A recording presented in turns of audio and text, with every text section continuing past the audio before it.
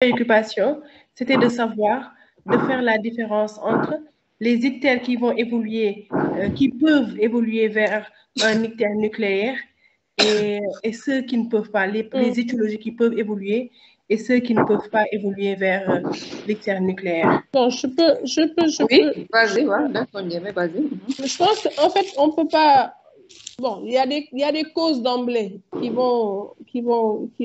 peut-être constituent un risque plus élevé. Quand on parle d'incompatibilité photomaternelle dans le système Rhésus, ça peut-être. Mais je pense que la capacité d'évoluer ou pas vers un ictère nucléaire dépendra plus du taux de bilirubine libre. Maintenant, quelle que soit l'étiologie, selon la gravité de la pathologie, il y en a, comme l'a dit prof tout à l'heure, par exemple, un ictère au lait de mer, c'est un ictère à bilirubine non conjugué, mais c'est pas un type d'ictère qui va... Ça n'évoluera pas vers voilà. L'ictère physiologique, pareil, ça n'évoluera jamais vers un ictère nucléaire. Mais de là à définir la possibilité d'évolution ou pas vers un ictère nucléaire en fonction de l'étiologie, je pense que c'est pas ça en fait la question.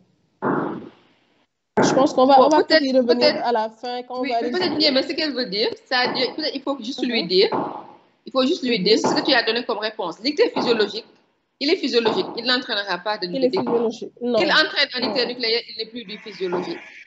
L'ictère au lait de mer n'entraînera jamais d'ictère nucléaire. D'ailleurs, ce n'est même pas une contre-indication à l'allaitement maternel. Maintenant, on sait que les ictères par hémolyse, quelle que soit l'origine, peuvent avoir un potentiel d'évolution vers un ictère nucléaire. Tout dépend de l'importance de l'hémolyse. Et également, voilà, par exemple, dans une maladie de Crigler-Najjar, on peut avoir un ictère nucléaire dans une hémolyse par, comment on appelle ça encore, par incompatibilité. On peut avoir une évolution vers un ictère nucléaire. Donc, toutes les pathologies qui potentiellement peuvent être à l'origine d'une hémolyse importante peuvent être à l'origine d'une ictère nucléaire. Mais si, par exemple, un ictère physiologique, s'il donne un ictère nucléaire, on peut parler d'ictère physiologique. Là, il faut rechercher une cause pathologique. Voilà.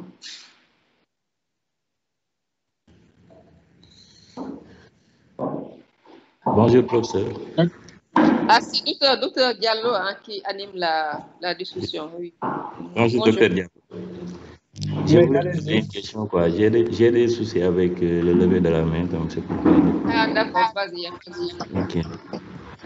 Bon, je voulais savoir, est-ce que dans les ictères par incompatibilité Rhésus, dans le système Rhésus, est-ce qu'on donne de l'immunoglobine à l'enfant ou bien c'est seulement à la mère? Et aussi, ma deuxième question, c'est quand on suspecte une ictère par hémolyse, est-ce que le taux d'hémoglobine qui est normal, ça élimine ou pas l'origine hémolytique?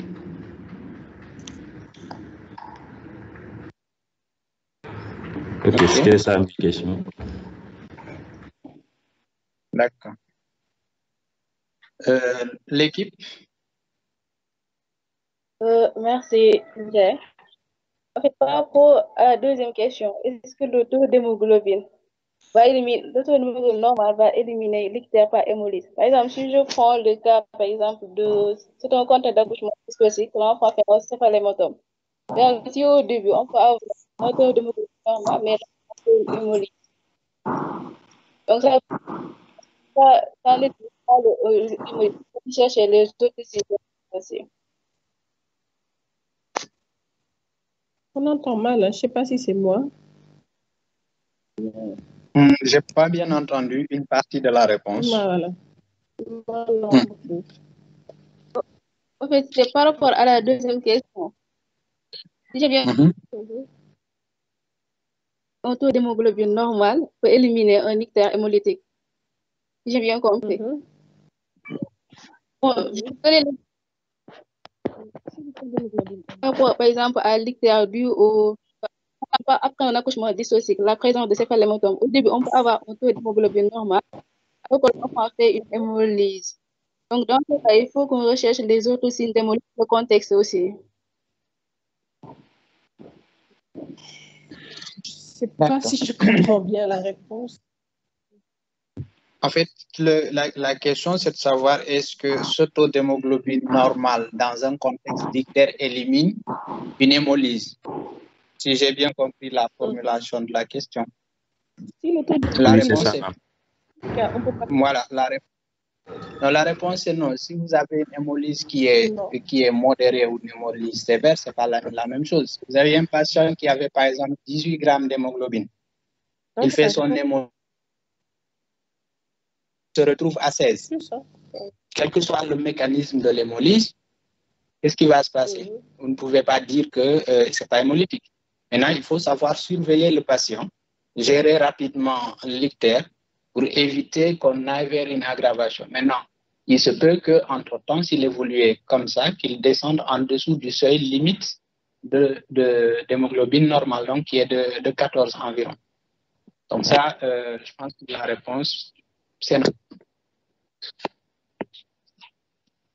Maintenant, pour l'incompatibilité, les immunoglobulines devraient être administrées à la mère ou au nouveau-né, ou les deux. Ou les deux, c'est ce que je Alors, c'est à la maman qu'on va l'administrer. Voilà. C'est à la maman qu'il faut les administrer et dans un délai de 3 jours. 72 heures qui suivent la naissance. Ça apparaît dans les diapositives prévention, je pense. Il y a vers la fin, ça apparaît là-bas. Au niveau du traitement, je crois. Voilà. Traitement préventif. Il y a une diapo dans laquelle je pense qu'ils en ont parlé. C'est la réponse. C'est administré à la mère. Voilà, dans un délai de 72 heures qui suit la naissance. Voilà. Avant dernière diapo. OK.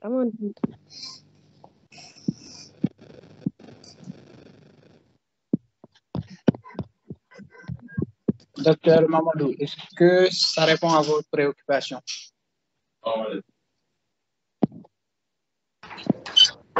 Oui, c'est bon. OK. Merci. Est-ce que quelqu'un d'autre? Et aussi, j'avais une autre question. Oui, allez-y. Est-ce qu'il y avait une corrélation entre le bilirubinomètre, c'est-à-dire le bilicheck, et le dosage sanguin? Est-ce qu'il y a des études sur ce volet-là qui... Est-ce qu'il y a une corrélation entre les deux, quoi? Oui. OK. Est-ce qu'il y a des études faites dans ce domaine, quoi? OK.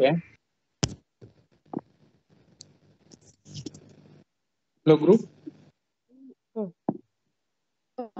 Non, par rapport au bilicheck, on dit que la valeur de la bilirubine qu'on a obtenue, on doit l'inscrire sur un courbe et évaluer le risque de développement d'une hyperbilirubinie sévère. Donc, ça oriente vers.